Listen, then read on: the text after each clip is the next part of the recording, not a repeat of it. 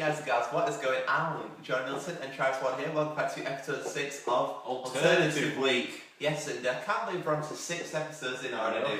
Halfway through the week. It's amazing, and yeah, I'm just like I've really enjoyed this week so far. It's been enjoying. And just to say, yesterday, here is the Blood Sugar Yes. Sex Magic album. I do own It it. does actually own it. So And here is the little parental advice, just so you could mentioned yesterday, and I'll put that over here now. yeah, that was something different one to do.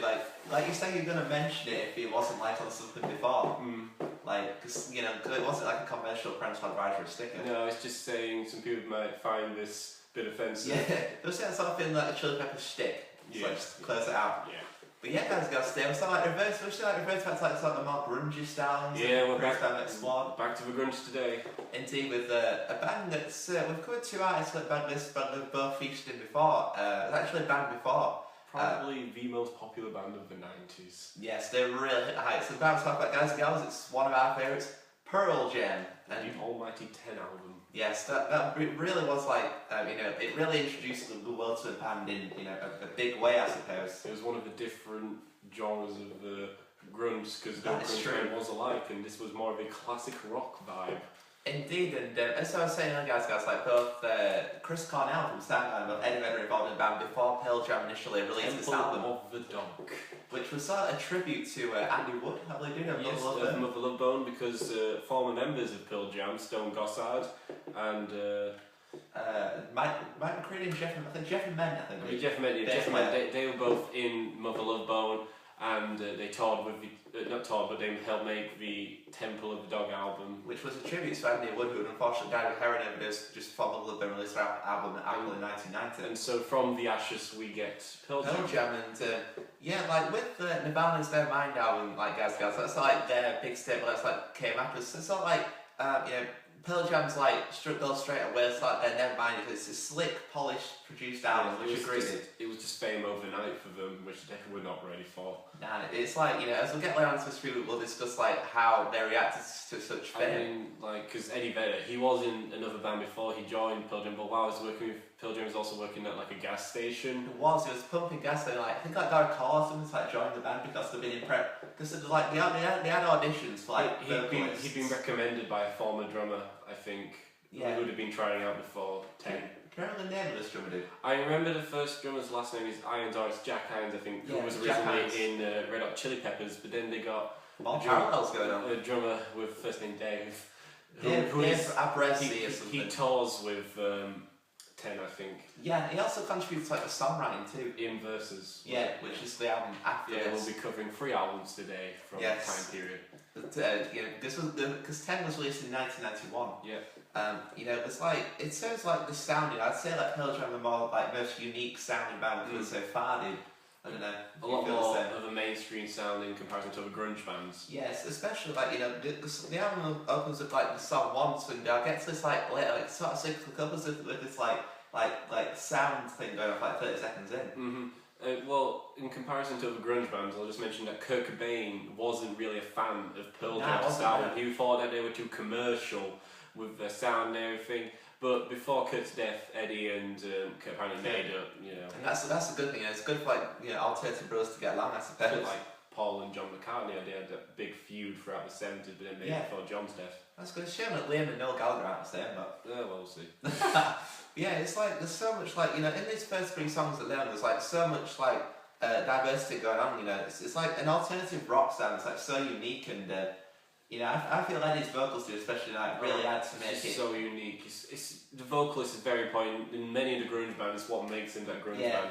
Not for him to be off centre stage, but Nah, he had like an absolutely fantastic and immediately attention. His voice was just so suitable. For what they were doing. It really reflects like the uniqueness. It's like I don't know. It's like an album to like get lost in, I suppose. Like Once is like top by the section track, Even Flow, which is obviously a big single from this album. There's just so many recognisable songs from that. I mean, I was just saying the first 6 tracks. They're all so I can't. stand out. The rest of the album is just as good. It's just heavy hitting alternate rock. Yeah, it's like with Even Flow, it's different. It's written in drop D tune. It's like immediately introduces like a more like hard hitting like melodic side to the band as opposed to. Especially with the track Alive. Yes, I love the the third track. And Black. And Jeremy, just loads of melodies around this. And it's like Alive and Black like seems like the band might embrace like a more acoustic side. I guess a more mellow.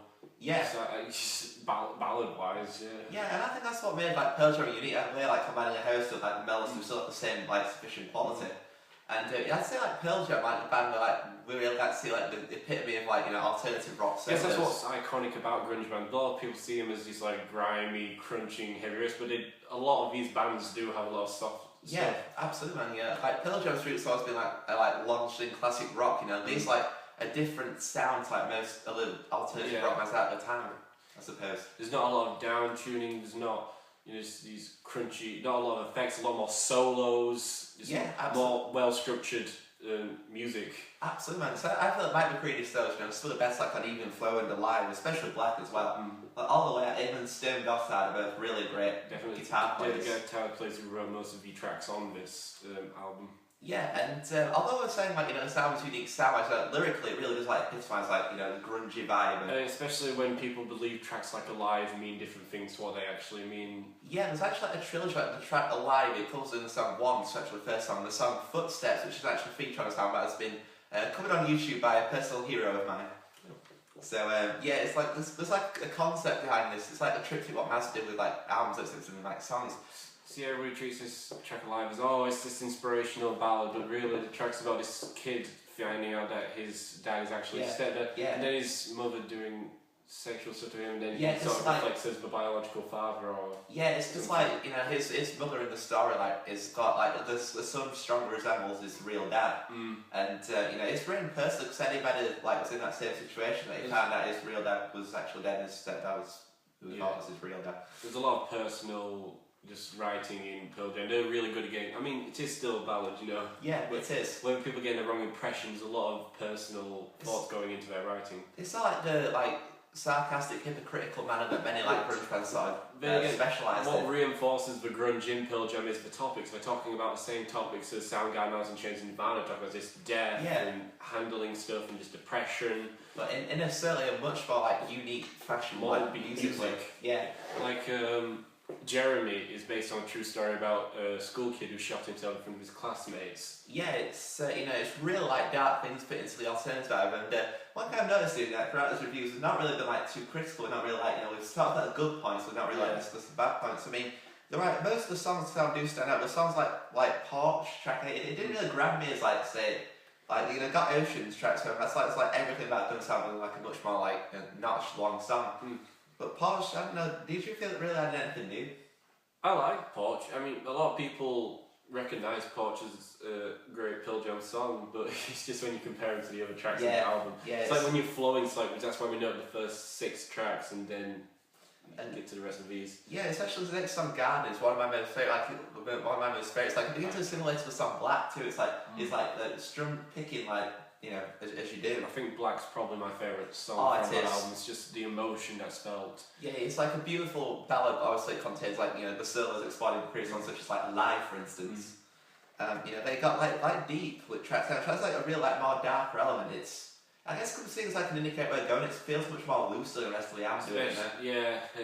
Later on we'll see that there's a complete turn on 10. Some of their music writing. I mean, it's still the same elements, but it's still the same sufficient quality. But we'll certainly get into that. In my opinion, 10 is the greatest debut album of all time. I mean, no one's so revered. It was just, and then because they had so much commercial success, mainly in 1992, when I think it went to like number 2 on the Billboard charts, or some that really high on the. All the time did Grunge explode. That's just never mind. It stayed in the Billboard charts for about 2 years. Wow. And because of 10's success, really big. To have success for your first time, it's going to make it really hard for the follow-up albums to even compare.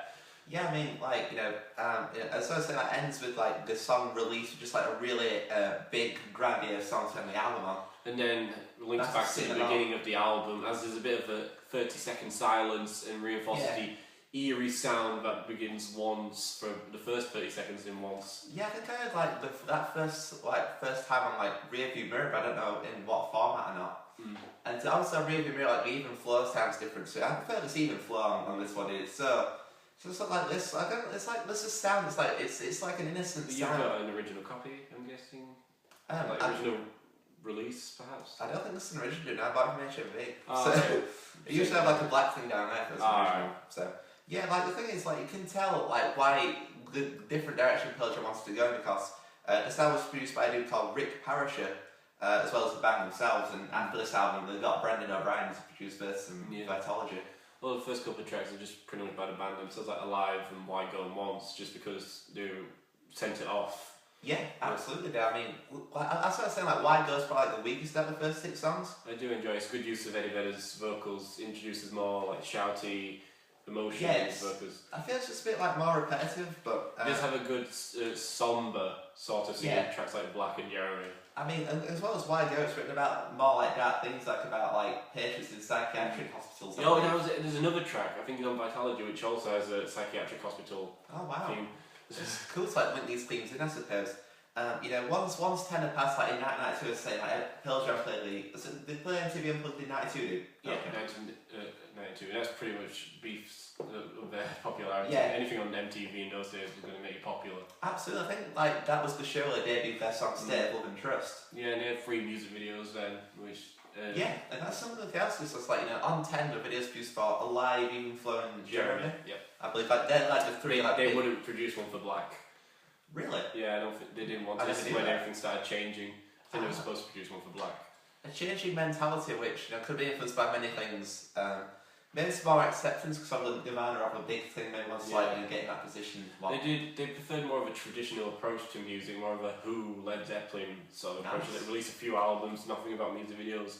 Give people the music that they want. Yeah, I mean, essentially that's what it's all about, you know, like the audio is about. Eddie Vedder said that he didn't want the band. They want people to see. This is the Who thing. He said he wanted people to sit on the beanbag chairs with headphones plugged into whatever they were listening to, and make their own videos in their minds of the songs they were listening to. That's a they good didn't way. want a band remembered when they're listening to songs remembered for their music videos. Absolutely. I mean, that's the best way. You know, it's good to like interpret songs in your own way, I suppose, like visually. You know. I mean, most of their stuff in the early days was like live videos, so yeah, it was in many ways, you know.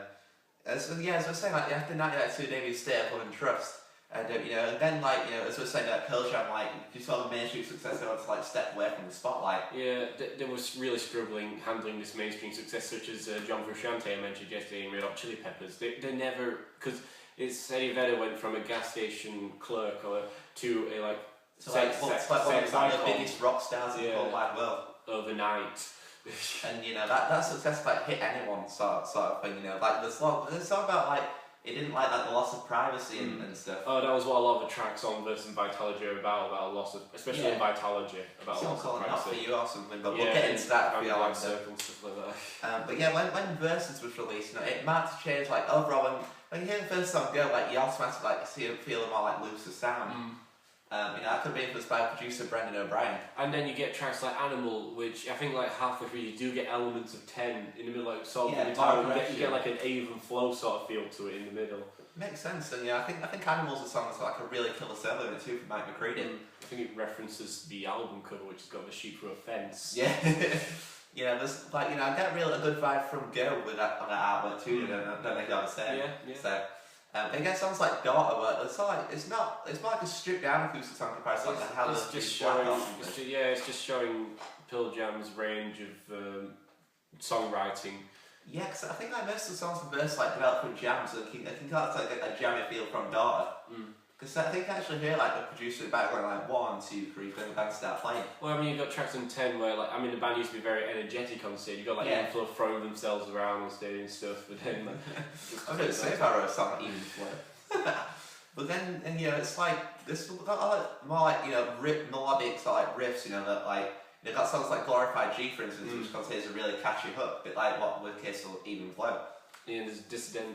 I think that's another single release from the album. Yeah, I think that's like similar to Black in many ways. You know, it's like it's the acoustic of it's like more like the distorted touch. Yeah, to it. Yeah, that's pretty much you mentioned the acoustic songs on the album. Yeah, Elderly Woman Behind the Counter in a Small Town. That's one of my favourites. That's really a bit like Daughter in many ways. Yeah. And then you got Rear View Mirror as well. Which, Rear View Mirror, great track.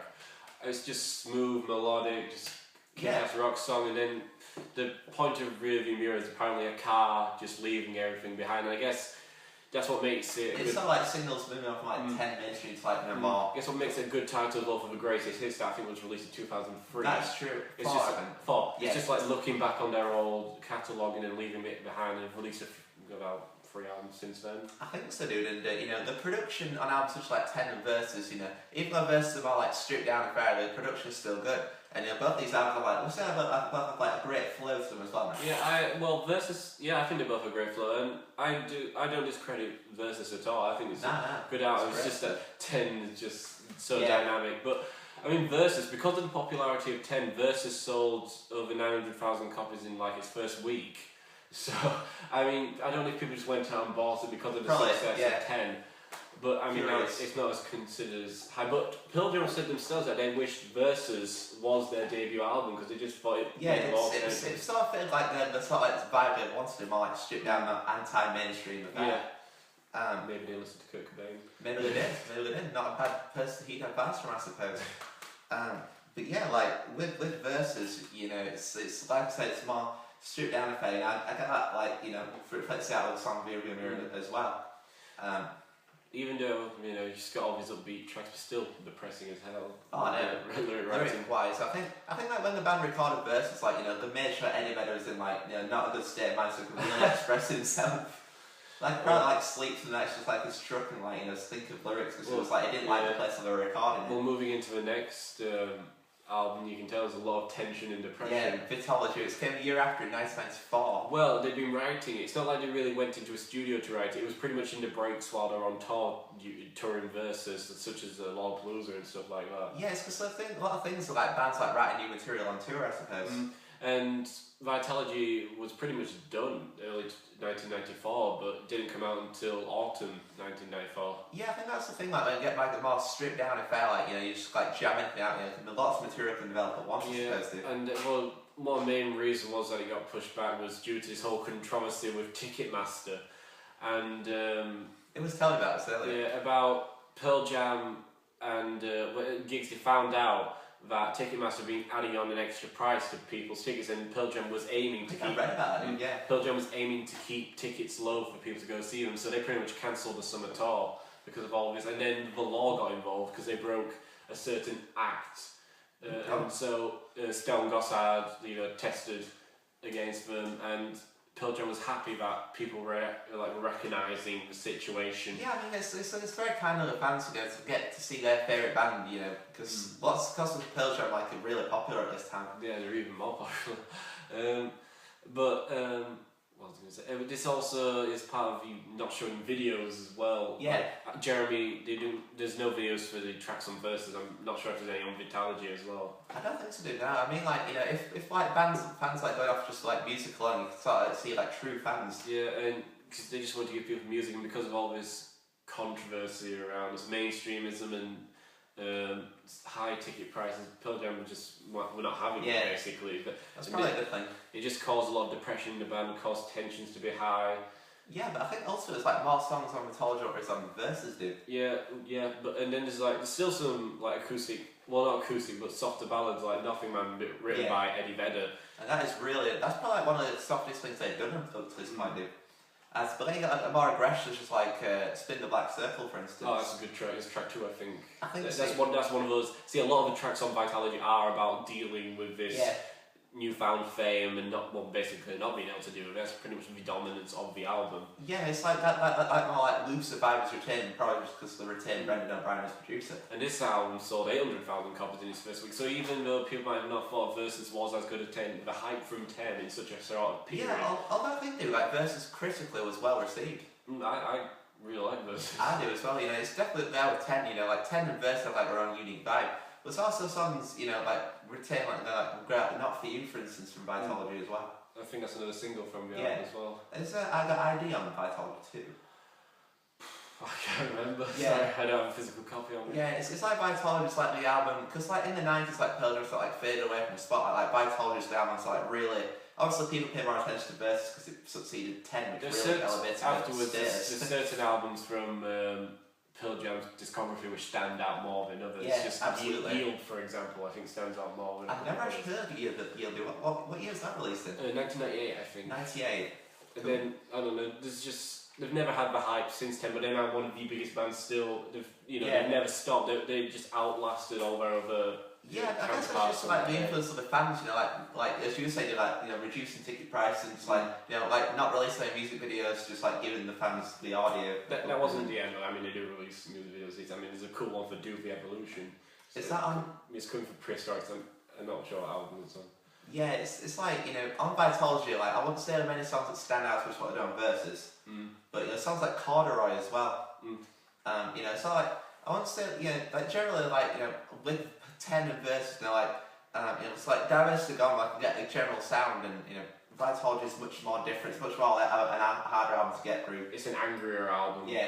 Angry vocals, angry lyrics. Yeah, I sort of say it affects in a way because even though I've not heard all of Vitology I still do prefer 10 and Versus because like Versus came off the hot heels of 10, probably still had some remnants still got me. Maybe I just enjoy the 10 sound. Maybe that's just me. Well, 10 sound influences me in my music writing, so. Absolutely, I mean Even Flow is one of my most favourite Pearl Jam songs ever. Especially Alive as well. Just that's the first. It's either Alive or Jeremy did the first song I heard from Pearl Jam, and obviously it took me a while to get into this band. When I've been listening to it was Alive I first heard.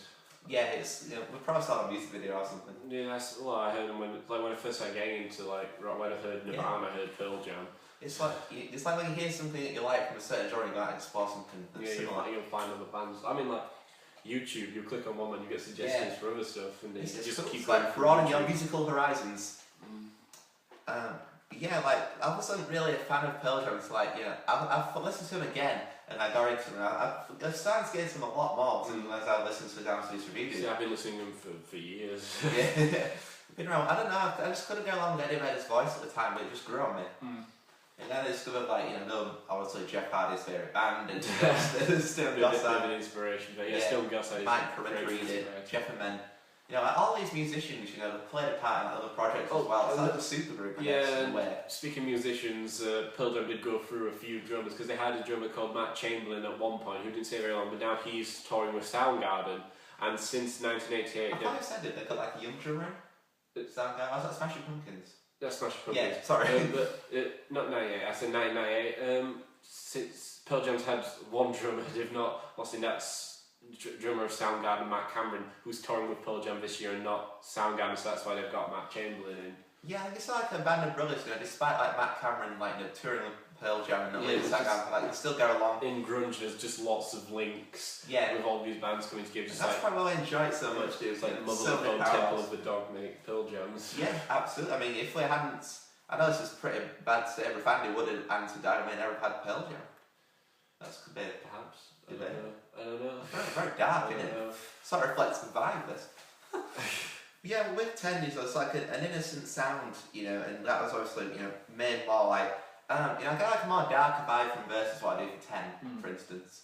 Probably as a reaction to the mainstream. Get even darker on Vitology. Yeah, it is like, I don't get the same vibe from Vitology, but I do 10 and Versus obviously does too, but better than Vitology in my opinion. How about you, dude? What would you say, out of those three, you rank as the best Pearl Jam albums? I guess in the same structure as they were released. 10 Versus Vitology? Yeah. Wow. So, I don't know, I thought it was a decline, it was just Pearl Jam wanted to be anti-mainstream. It was just really, I guess, fortunate and unfortunate that their first album was just so successful. It's like 13 times platinum now in the US. Yeah, it probably helps with background things like the produced sound. It seemed that polished from Rick Parashar.